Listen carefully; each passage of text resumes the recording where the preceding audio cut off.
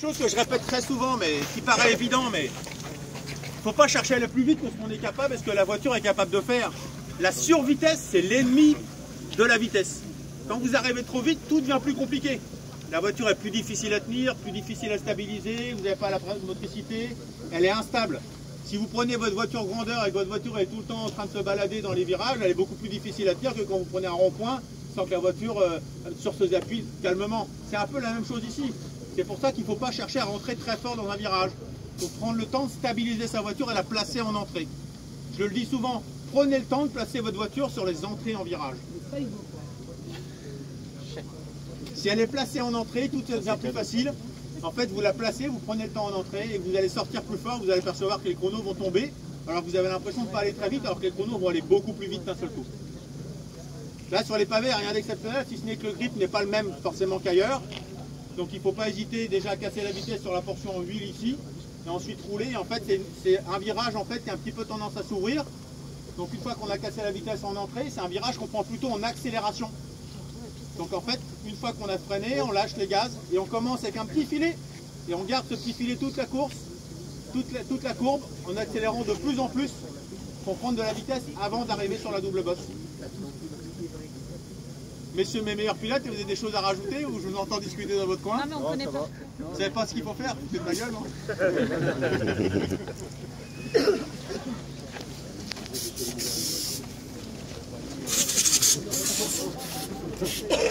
Alors ici il y a un petit trou.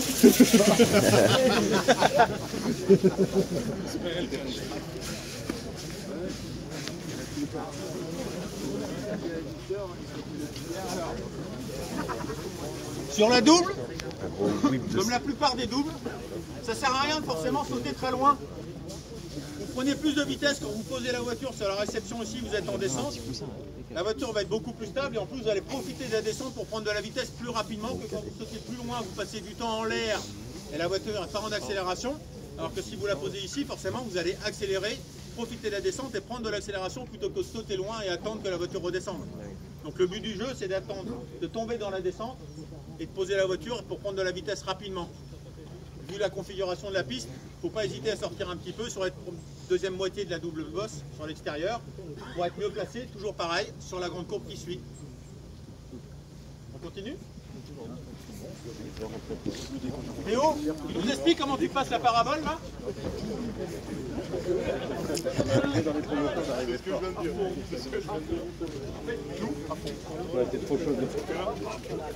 Théo, je t'entends pas. Alors comment tu passes là? Mais je connais pas moi. Tu connais pas toi? Il n'est pas d'ici. Bah, déjà je pose à l'extérieur sur la double. Un avis, t'as pas assez de moteur si tu passes ça. Mais bon, je sais. Moi, je pose à l'extérieur ici et je remets gaz. Surtout faut choper celle-ci. Après faut pas trop s'écarter au bout. Ça tu me l'as dit plusieurs fois parce que avant j'allais dans la planche. Pas arriver trop fort, casser la vitesse, bien se poser à la corde ici pour être droit derrière et justement se placer à gauche. On verra après je pense. Clairement, donc pour résumer, il faut sortir extérieur de la double bosse, garder de la vitesse, mais pas louper cette corde-là qui permet de garder la vitesse, parce que si on écarte un petit peu, on a tiré vers l'extérieur. C'est la poussière en plus là. Exactement, du coup tu mords la poussière, tu salis les pneus, et là il y a vraiment moins de grip qu'à la corde. Et après, quand on arrive sur l'épingle qui suit, il faut bien prendre le temps de freiner sur la voiture un peu dans l'axe, toujours. Comme je le dis souvent, c'est freiner droit, parce que là c'est une voiture, on est déjà un petit peu au travers. Si on commence à freiner, on met la voiture en glisse. Et en fait, on perd beaucoup de temps. Il faut casser la vitesse, juste le petit coup de frein qui casse la vitesse, comme on le disait tout à l'heure, pour que la voiture soit alignée et prendre la bonne vitesse pour garder cette corde et prendre le virage qui suit. Tu peux pas casser la vitesse quand tu es légèrement braqué, c'est pas vous. Tu peux, mais tu déstabilises la voiture. Si tu fais un tout petit instant, quand ta voiture est droite, si tu donnes un tout petit coup de frein, tes suspensions n'ont pas le temps de bouger. Et quand tu es en appui sur la voiture, les suspensions sont déjà un petit peu en appui, le fait de tirer coup de frein, tout de suite tu vas ancrer sur la roue extérieure avant. Et du coup, tu vas faire chahuter la voiture et si tu as du grip, tu vas faire la voiture va se mettre à tourner d'un coup. Et même sur le... Bah, même sur le glissant, en fait, tu fais juste déstabiliser la voiture, tu la mets en glisse, alors que si tu mets en glisse, quand tu glisses, tu vas moins vite. Ok, non, je ne voyais pas ça comme ça. Bon, c'est pas du tout. Non, non, tout à fait.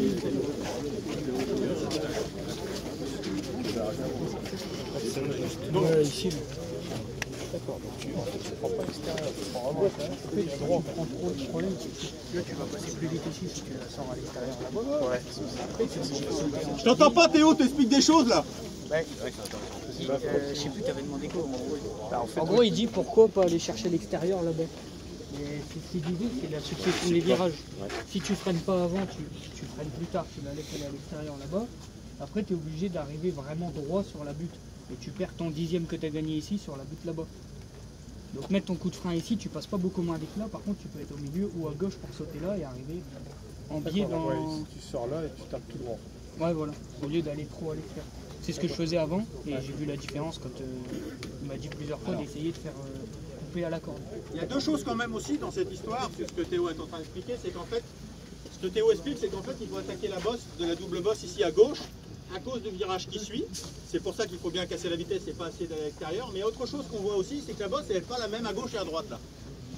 Et qu'en l'occurrence, vous voyez la pelle à droite là, il a tendance à remonter un petit peu sur la fin. Et si on saute à droite ici, ça saute, pardonnez-moi l'expression, comme une merde. Donc vaut mieux sauter à gauche, la voiture elle va sauter beaucoup plus saine, de façon beaucoup plus saine, beaucoup plus posée. Et en plus vous n'allez pas être en glisse pour mesurer l'attaque, la vitesse à laquelle vous êtes sur la bosse. Donc vaut mieux casser un peu la vitesse là pour perdre, quitte à perdre un dixième ici que vous allez regagner 2 dixièmes après. Donc là, la corde, on la prend à gauche, de travers pour arriver dans l'intérieur là-bas. Même si tu n'arrives pas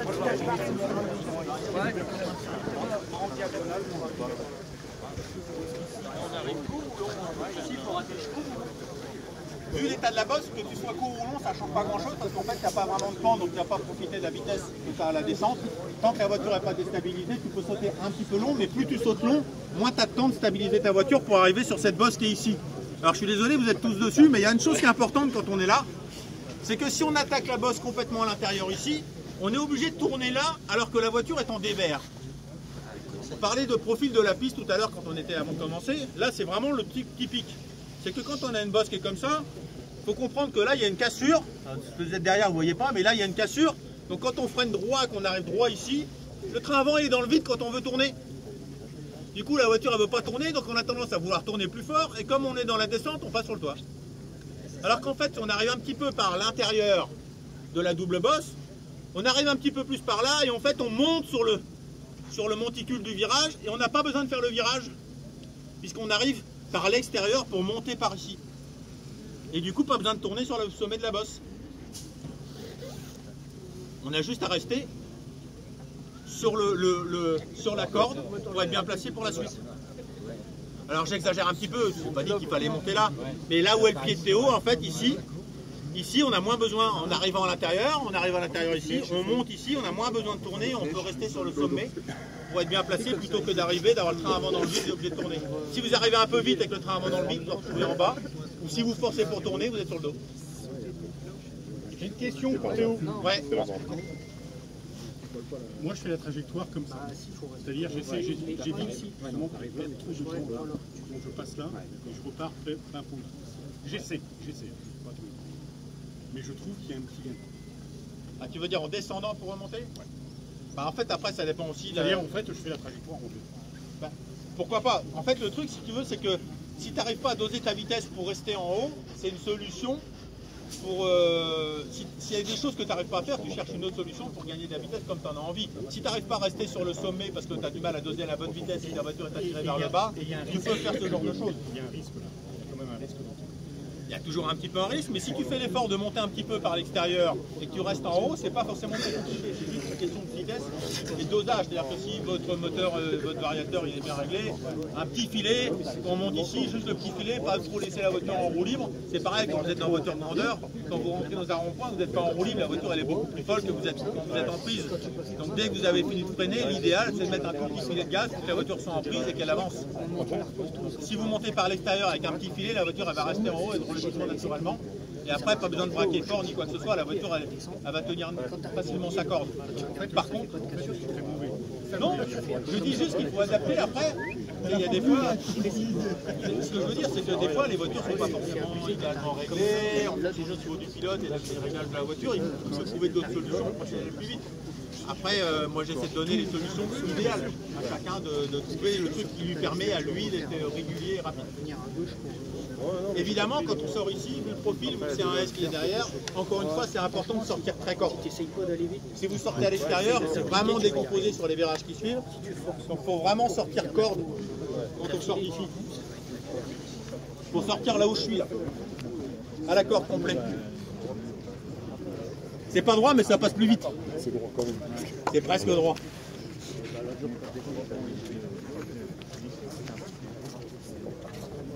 Là, il n'y a pas forcément besoin de casser sa vitesse, on n'a pas eu le temps de prendre beaucoup d'élan. Parce que si on est bien placé qu'on sort à la corde, vous pouvez garder la vitesse sur la corde, et placer la voiture ici, toujours pareil, on fera le saut, on enroule, on reste à la corde.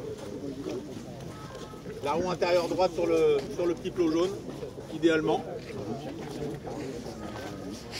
Après, je vais vous répéter toujours un peu la même chose sur tous les virages, hein, forcément. Hein, mais...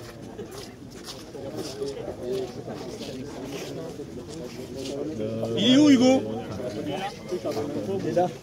Hugo, tu vas nous expliquer l'enchaînement de boss? Hugo, il aime bien faire des whips partout et tout ça, donc il va nous expliquer. Sans des whips, hein. Déjà, ouais, vas-y. Déjà, pour anticiper ce virage-là sur 10 ou le dernier virage de bas derrière le dos, il faut sortir corde, rentrer, tirer un tout droit corde et sortir un peu externe pour attaquer et sauter bien droit l'enchaînement et pour être placé au virage suivant. Et forcément atterrir dans la descente, mettre un petit coup de gaz pour essayer de atterrir dans l'autre descente alors. Tu nous montres? À pied? Ouais, tu nous fais les whips. Ça fait un grand saut là. Tu fais les whips avec. Il y a un grand saut à faire si tu veux atterrir dans la descente. Il a dit pour atterrir dans la descente. Dans la corde, et de se mettre bien droit à pied pour sauter correctement à l'enchaînement.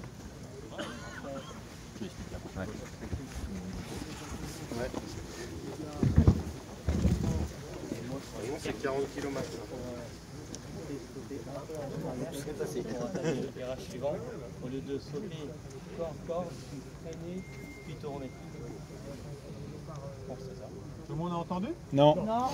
Faut que tu parles plus fort, Hugo, je crois.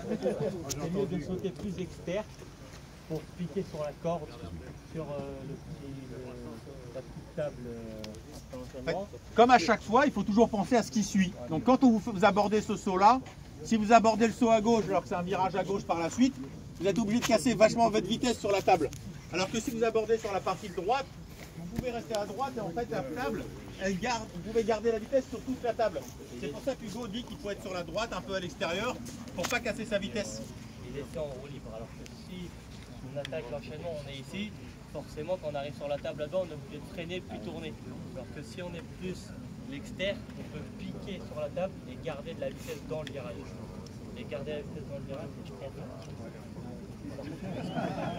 Alors ils rigolent comme ça parce que c'est des choses que je leur répète tout le temps dans le casque. Je les embête avec ça, je répète, je rabâche. Mais il faut penser à un truc aussi, on dit toujours ma voiture elle avance pas en une droite. C'est pas en une droite qu'on gagne du temps, très peu.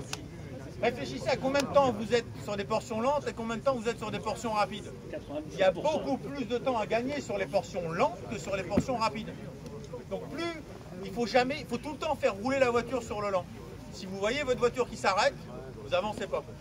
Il faut pas casser il faut juste casser la vitesse et surtout pas arrêter la voiture. Faites-la rouler sur le lent, faites-la avancer. Vous allez gagner beaucoup plus de temps qu'en en allant plus vite en ligne droite. Alors on m'a posé la question sur l'importance des whips. Déjà un whip c'est quoi, Hugo? tourner les roues et mettre la voiture en l'air, style motocross. Bon. Avec Dans le l'appel principe, à l'inverse, je dirais que... alors, les whips en l'occurrence, effectivement, c'est le placement de la voiture sur les sauts. Quand on accélère sur les sauts, la voiture a tendance à se cabrer. Quand on freine, elle a tendance à plonger. Et effectivement, avec la direction, ça marche quand les roues tournent. Hein. Si vous freinez avant que les roues sont bloquées, vous pouvez faire tout ce que vous voulez avec la direction. Il ne va pas se passer grand-chose.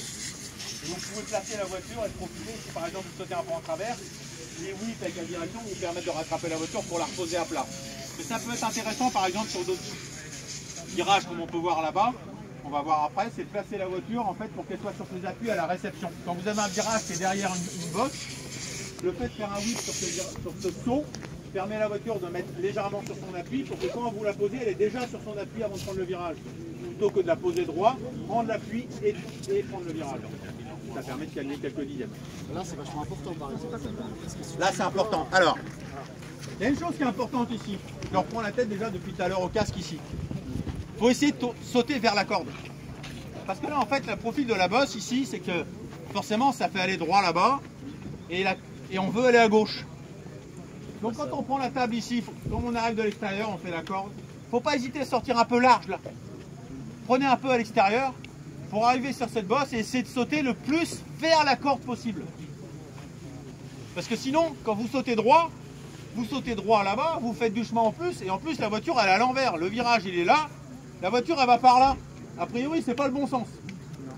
Alors que si vous sautez dans le bon sens, vous la posez et elle s'inscrit dans le virage. Chaque fois qu'ils me l'ont fait, c'est 5-6 dixièmes, hein, instantanément. Il faut sauter vers la corde. En fait, l'idéal, c'est de la poser directement à la corde. Si tu y arrives, c'est 6 dixièmes. Ah, pas tout à fait, plutôt là. Ah oui. Prendre la table à l'extérieur, prendre de l'extérieur et sauter vers la corde. Et en whippant, donc, parce que sinon, elle va arriver comme ça. Alors, idéalement, effectivement, c'est de whipper sur ce genre de bosse là. C'est-à-dire que là, en fait, on a un virage à gauche. Donc quand vous sautez, quand vous êtes en l'air, un petit coup de direction à droite, ça place la voiture sur son appui. Vous la posez, elle est sur son appui. Ah, par contre, vous ne restez pas forcément trop braqué trop longtemps pour pas que la voiture se stabilise en la posant. Mais quand elle est sur son appui, à peine vous la posez, vous pouvez prendre la direction tout de suite. Que si vous sautez droit, pas de problème, vous n'allez pas faire de faute. Et vous la posez, vous allez tourner, la voiture va prendre son appui et après tourner. Alors que là, vous posez, elle est sur son appui et prend le virage directement. C'est encore quelques dizaines.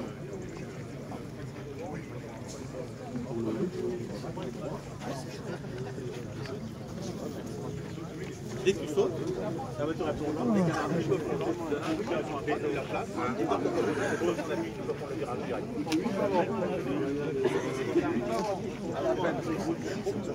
Ça dépend. Quand tu es dans la voiture, ça dépend. Mais là, en l'occurrence, tu peux la poser sur le virage.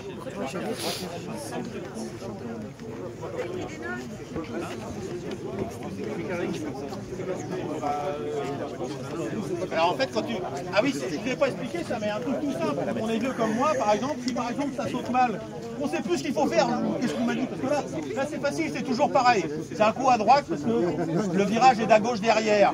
Par contre, il y a des fois, des bosses, elles sont un peu difficiles. Et puis des fois, on saute, ça part un coup à gauche, un coup à droite. Moi, je ne suis pas de la génération des jeunes qui font des whips à tirer l'arigot. Alors, je les vois faire, j'anticipe tout ça, tout ce que vous voulez. Mais il y a des fois que c'est vraiment compliqué, je ne sais plus ce qu'il faut faire. Il y a un truc tout simple. Droite-gauche. La voiture, elle se remet droite systématiquement. Qu'elle soit comme ça, comme ça, comme ça. Droite-gauche, la voiture, elle se remet droite. Et ouais. Plusieurs coups de direction gauche-droite, vous êtes perdu, vous ne savez plus, la voiture elle est en vrac, vous dites oh je vais casser. Plusieurs coups de direction, la voiture elle se remet droite. Vous êtes sauvé. Ça c'est facile. Il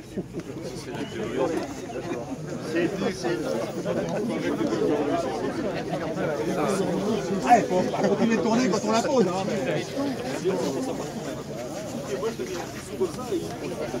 Après, il faut prendre l'habitude de le faire un peu de temps en temps. Les gens, les meilleurs pilotes, là, ils se posent plus la question de comment on fait pas. C'est instinctif. Il y a des fois, je les vois, ils touchent une corde, c'est pratiquement instantané de rattraper la voiture, etc. Des fois, on me dit, je suis dans les stands, on peut regarder, on me dit, oh la chance. C'est pas de la chance. C'est devenu tellement inné qu'ils n'ont pas du tout besoin de réfléchir à comment on doit faire, comment on fait, et du coup, c'est pratiquement instantané. Ils voient la voiture qui touche la corde, ils savent que la voiture va partir dans ce sens-là, ils le font instantanément. Ils réfléchissent même pas.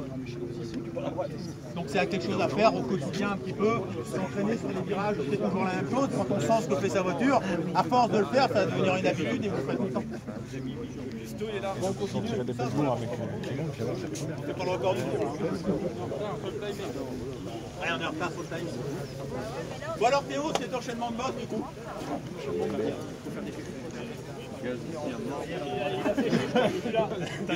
Alors c'est Nico qui va m'expliquer ça. Comment on passe ces bosses là?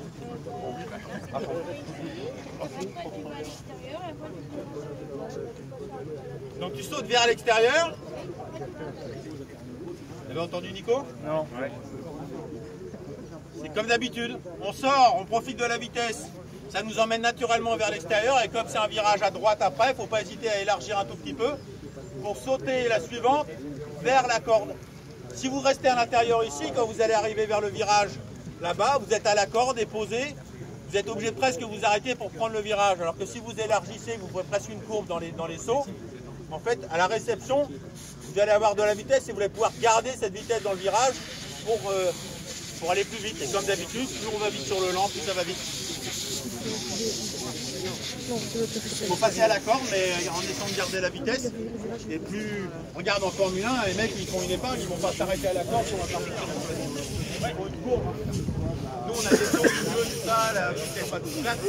Donc forcément il faut faire des choses un poil différentes, mais quand tu sautes un peu à l'extérieur, quand tu poses la voiture ici, forcément, si tu poses un peu en venant de l'extérieur, que tu la poses ici, donc tu arrives à l'extérieur entre les deux bosses, et tu sautes un petit peu vers la corde ici, tu arrives avec de l'élan qui te permet de garder la vitesse ici, alors que si tu arrives à la corde là, l'angle est beaucoup plus fermé, tu es freiné beaucoup plus fort pour prendre ton virage. Alors en plus, tout ce que je vous dis là, il ne faut pas hésiter à l'appliquer au quotidien sur les autres pistes. De manière générale, c'est toujours la même chose. Plus vous passez vite, plus vous allez vite. C'est facile.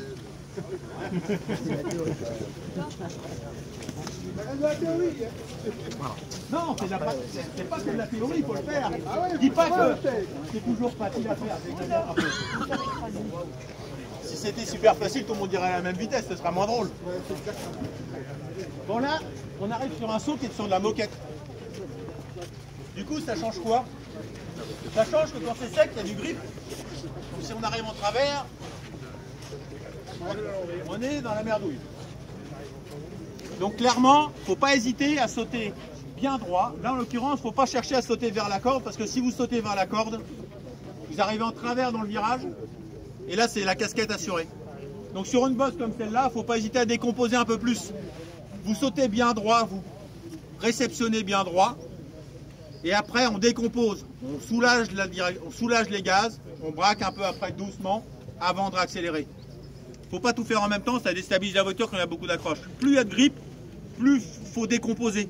Vous lâchez, vous tournez, vous accélérez. Si on fait tout en même temps, ça fait beaucoup de choses pour la voiture. Plus de chances que vous prenez des coups de grip. Après, là, clairement, les bases étant décalées et étant ouvertes, c'est mieux de prendre l'intérieur. Vous avez moins besoin de sauter loin. Que si vous êtes à l'extérieur, ça va vous emmener voir les copains qui vont dans l'autre sens. Alors que si vous avez décomposé le virage d'avant, vous cherchez à prendre le plus à la corde possible, sans forcément sauter très loin. Prendre le temps de bien stabiliser la voiture pour qu'elle saute bien droit. Et encore une fois, comme vous avez une cassure qui est là, votre voiture est mieux placée pour tirer tout ça droit. Si vous prenez un petit peu plus large, il faut casser, prendre de la direction sur la moquette, alors que quand on passe droit sur la moquette, c'est plus facile. Donc là, encore une fois, il faut être à la corde. Sautez bien droit, réceptionnez bien droit. Le train avant d'abord, comme d'habitude. Tu peux réceptionner sur la moquette, il n'y a aucun souci. C'est juste que quand tu réceptionnes sur la moquette, c'est vraiment le train avant d'abord. Parce que si jamais tu poses le train arrière d'abord, là tu peux accélérer proto, c'est wheeling assuré. Ah. Parce qu'il passe peut-être moins dans le virage avant. Ah ouais. Bon là, le virage il n'y a rien d'exceptionnel, c'est pas le même revêtement que le reste de la piste. C'est ici que ça glisse le plus. Donc comme d'habitude, on freine droit et on profite du virage relevé pour prendre de la vitesse et faire glisser légèrement la voiture, mais le but du jeu c'est encore une fois, c'est pas forcément de glisser, c'est de placer la voiture et de passer sur la sortie. Et là comme d'habitude, la sortie après c'est une parabole à gauche. Donc il ne faut pas sortir à l'intérieur, il faut sortir et placer la voiture sur la partie extérieure des bosses qui sont là. Je vais un peu plus vite parce que je répète un peu toujours la même chose. Hein, mais... Ça va? Je confirme. J'ai pas fait d'erreur? Je confirme.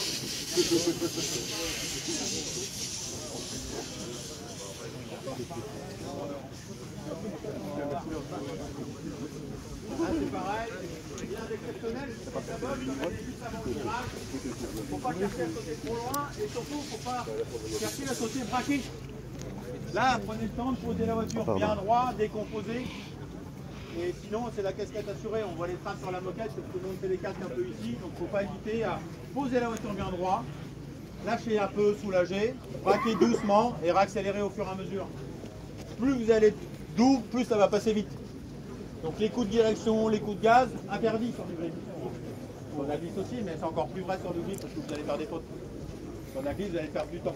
Allez les trucs. Maintenant, à vous de jouer. Merci.